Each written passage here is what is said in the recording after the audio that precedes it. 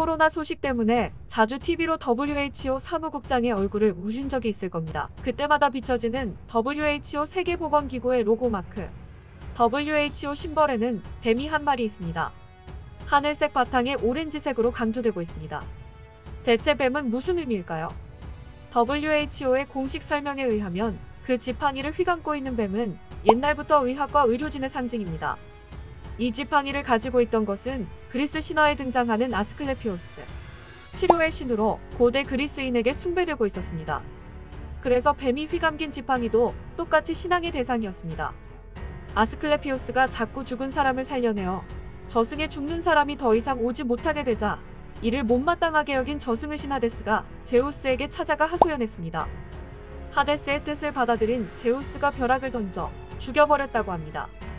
그런데 왜 아스클레피오스의 지팡이에는 뱀이 꿈틀거리고 있을까요?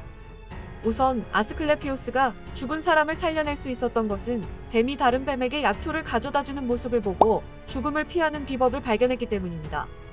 그리고 뱀의 여러 가지 의미도 여기에 추가됩니다. 뱀은 평균 3개월에 한 번 탈피합니다. 이는 재생과 세대 교체를 의미합니다.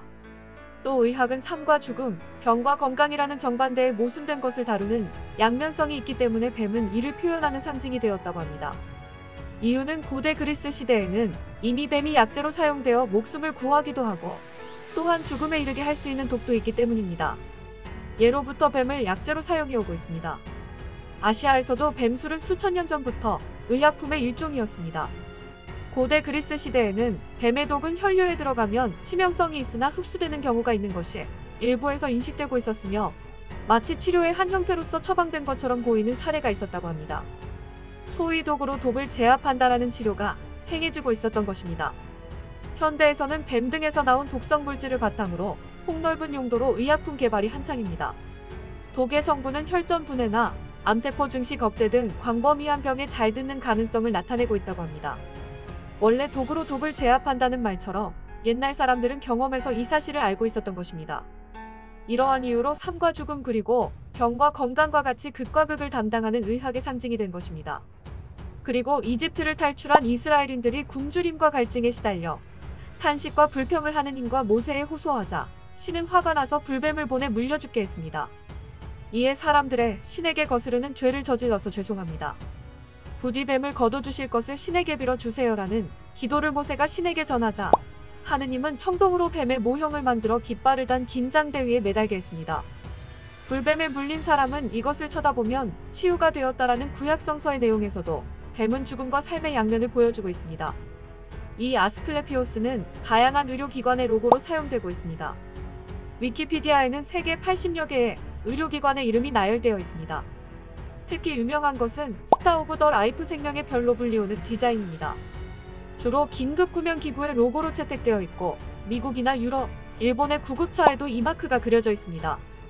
덧붙여서 이 생명의 별 로고는 원래 미국 의사회가 1963년에 디자인한 것이고 1970년에 응급의료서비스위원회가 전국 응급의료기술자 등록을 조직했을 때 이 디자인을 로고로 채용했습니다. 당시 미국의 구급차들이 미국의 적십자사와 비슷한 주황색 십자 마크를 사용하고 있었던 것에 불만이 있었기 때문에 미국 적십자가 전 세계 긴급의료의 상징으로 장려하여 많은 국가들이 급속히 채택하게 되었습니다.